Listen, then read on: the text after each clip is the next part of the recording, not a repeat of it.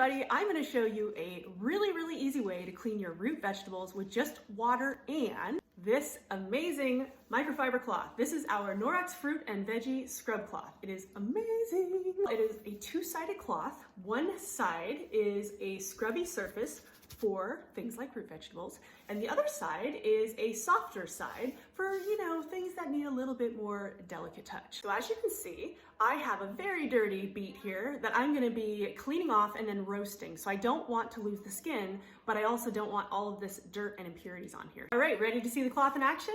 We're gonna go ahead and wet this cloth and we're gonna scrub our beet.